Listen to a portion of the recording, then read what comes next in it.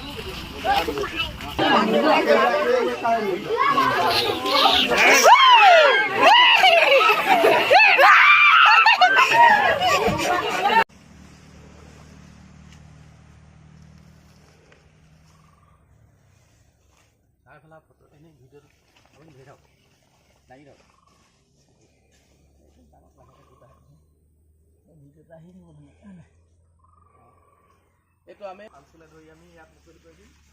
আগতেও ইয়াত মুকলি কৰিছোঁ।